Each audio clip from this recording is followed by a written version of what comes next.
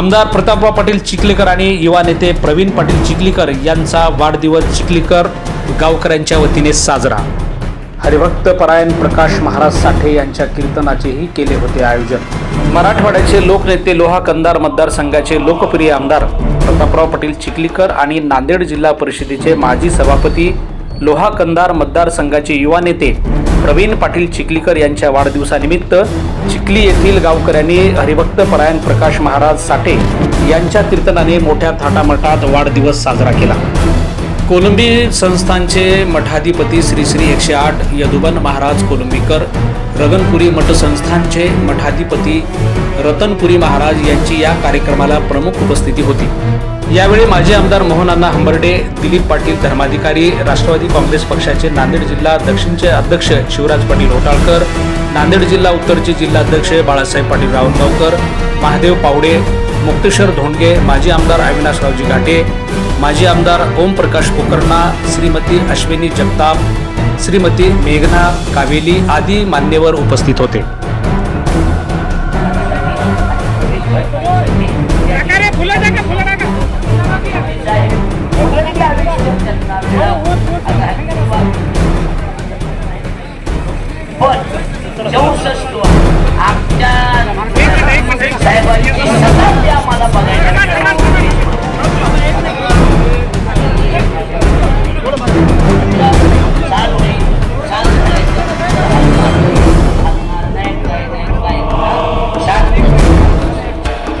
प्रकाश महाराज आणि मंडळी एकदा जोरदार टाळ्यांच्या वर्षावर मराठवाड्याचे लोकनेते लोहा कंधार मतदारसंघाचे आपले लोकप्रिय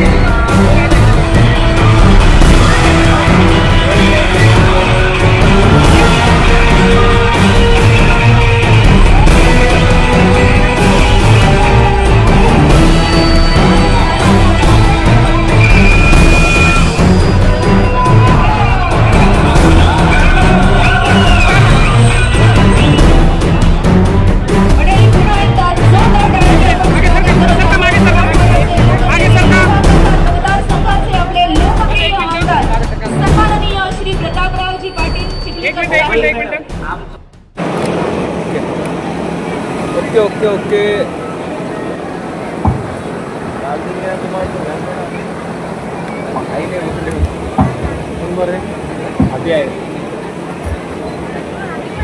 मी विनंती करते सन्माननीय श्री शंकररावजी पाटील आपणास आपण परमपूज्य रतनपुरी महाराज चिखली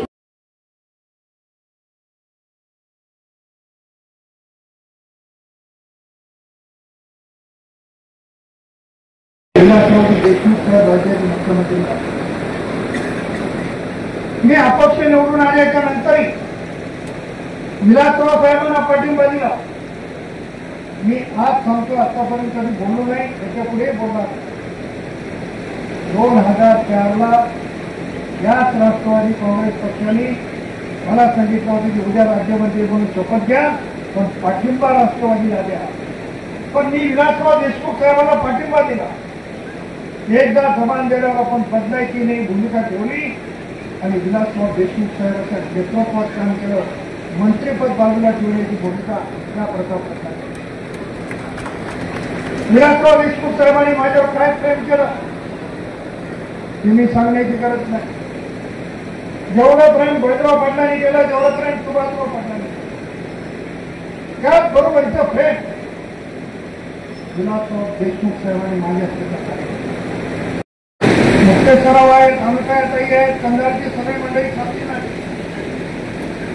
ओमशेठ 24 तारखेला दिवसभर भारतीय जनता पक्षाकडे आणि 24 तारखेला रात्री मला त्या राज्याचे उपमुख्यमंत्री अजितदादा पवार साहेबांचा फोन आला। प्रतापराव तुम्हाला राष्ट्रवादीचं तिकीट द्यायचं आहे आणि तुम्ही मुंबईला या। त्यावेळेस आमचे अध्यक्ष दिलीपराव धर्माधिकारी ज्यांना ज्याला शक्य असेल मी त्याला फोन केला आणि मी दादांना सांगितलं की फडणवीस साहेबांना विचारल्याशिवाय मला राष्ट्रवादी काँग्रेसमध्ये येता येणार. थोड्या वेळामध्ये आदरणीय फडणवीस साहेबांचा मला फोन झाला. ते म्हणाले की माझं आणि अजितदादांचं बोलणं झालंय, जागेची वाटाघाटी आहे, त्याच्यामुळे तुम्हाला राष्ट्रवादी काँग्रेसचा पर्याय नाही. आम्ही रात्रभर प्रवास करत मुंबईत गेलो. सकाळी 8:30 वाजता ठरल्याप्रमाणे दादाचं काम कसं आहे ते आपल्याला माहिती आहे. या महाराष्ट्राचा एक नेता असा आहे जो सकाळी 7 वाजता खुर्चीवर बसतो, 8 वाजता मंत्रालयात जाऊन बसतो, 8 पर्यंत याच्यात थोडे बसल्याने बसू शकतो. एक वेळेचं बंधन पाळणारा नेता, दिलेला शब्द पूर्ण करणारा नेता म्हणून अजितदादाकडे पूर्ण महाराष्ट्र वगैरे आशीर्वाद. सकाळी आम्ही गेलो, माझा राष्ट्रवादी काँग्रेसमध्ये प्रवेश झाला आणि लगेच एबी फॉर्म माझ्या हातात दिला. तिथं एबी फॉर्म माझ्या हातात दिला. माझा मेहमान माझी बहीण माझ्या विरोधात बाजूला ठेवतो. ते रात्री 2 दिवसापासून बोलू लागले की आम्हाला तिकीट मिळणार नाही, आम्हाला तिकीट मिळणार नाही. दादा एवढा होता, आम्हाला एबी फॉर्म दिला आणि दादा दुसऱ्या दादा निघून गेले आणि आमची बहीण घेऊन दिवसभर त्या राष्ट्रवादीचं कार्यालय हातातच बसले. अशी परिस्थिती. आताची निवडणूक आपण सगळ्यांनी बघितली. तुम्ही प्रामाणिकपणाने हात वर करून सांगा, कोणाला वाटलं मी निवडून येतो म्हणून सांगा. आता मग निवडून आल्यावर हात वर करू नका. भारत या निवडणुकीत एवढी बेजारी झाली. तिने 18 निवडणुका लढवल्या, 18.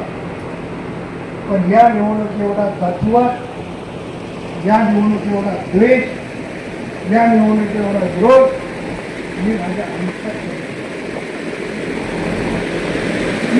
त्याला ओळख नाही म्हणून लागला. आम्ही जास्त प्रमाणात केलं. पण मला आमची संघटना झाली आहे आणि त्याच्या या संघर्षातून हा समाज विरोधात केला, तो समाज विरोधात. आता ज्या समाजाचे नेते उभा राहिले त्याचा समाज प्रामुख्याने तिकडे गेला. आपल्या मराठा समाजाला घडीला काय करायचा प्रश्नच नाही.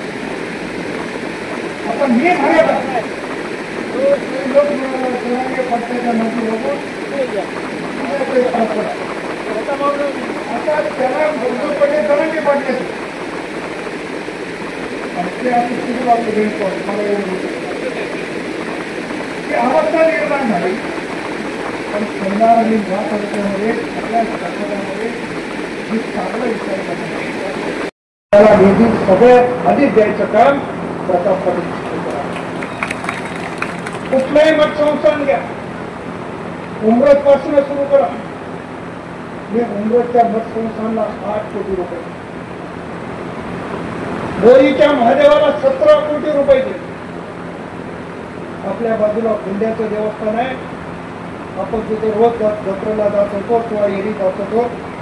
माणूस आला तर एक पत्राचं शेड सुद्धा नव्हतं, त्या ठिकाणी आपण 4 कोटी.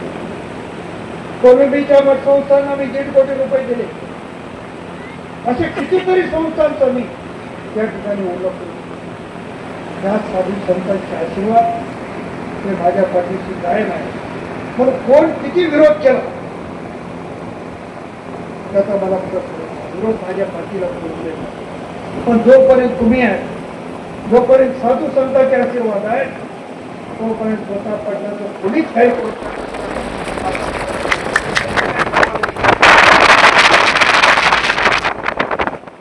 आता कोणतीच परीक्षा शिल्लक नाही. आता मला मुख्य सर्व ठरवावं लागेल मी उभा राहायचं. तुम्ही तर महागाईवरती आभारीच आहे. आता मला ठरवावं लागेल की आपण लढवायची की नाही.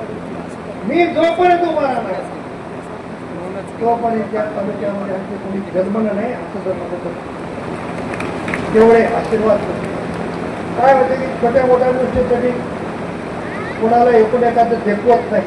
ते असं कुठेतरी थांबलं पाहिजे. पण आपल्याही लोकांनी समजून घेतलं पाहिजे बालाजी पाटलाच्या अंगावर कपडे कोणाचे? बालाजी पाटील. त्या कपड्याची धुलाई कोणाची? बालाजी पाटील. कपड्याची शिलाई कोणाची? बालाजी पाटील. आणि देखोत नाही कोणाला? मला. का? ते चांगलं राहायला. अरे कपडे त्याची, धुलाई त्याची, शिलाई तुला काय करायचं? ते चांगलं राहिलं तर कोणाला बुडी लागली? मळते कपडे झालं बेकार. अरे आधी आपल्या व्यवहाराचं बघा, आपल्या घरात काय. तुम्ही लोकांना नाव ठेवताना 10 वेळेस विचार करा, आपलं कुटुंब काय? आपलं कुटुंब सुखी आहे का? उगाच एखादं दुसऱ्याचं बॅनर त्याचे पैसे मागून आणि त्याचे पैसे मागून आपण ह्या सगळ्या गोष्टी एका तपासण्यामध्ये विरोध करायचा. नांदेडमध्ये जर भारतीय जनता पक्षाचा झेंडा फडकायचा असेल तर प्रताप पाटलाशिवाय दुसरा उमेदवार या जिल्ह्यामध्ये नाही. ही भूमिका देवेंद्र फडणवीस साहेबांनी त्या काळामध्ये घेतली आणि माझ्या सरकार अनेक वर्षाला नांदेडमध्ये उभा. आपण बघितलं आपला भाग नसताना सुद्धा नांदेडमध्ये एका राज्याच्या माजी मुख्यमंत्र्याला पाडून मी लोकसभेमध्ये. मी जेव्हा दिल्लीमध्ये जायचो तेव्हा लोक विचारायचे की अशोकराव को किसने गिराया. मी लोकांना सांगायचे की गिराने वाले नांदेड में, जीतने वाला दिल्ली में आया है. आणि ज्या लोकांनी पाडले त्यांचं अभिनंदन करा माझं करण्यापेक्षा ही भूमिका घेतली. आणि 50 वर्षात रेल्वेचे प्रश्न, 50 वर्षात विमान सेवेचे प्रश्न हे कोणीही सोडू शकले नाही. तर प्रताप पाटील चिखलीकराला सोडण्यामध्ये यश झालं. त्याचं कारण जर काय असेल तर नरेंद्र मोदी साहेबांच्या सहवासात मला जे काम करण्याची संधी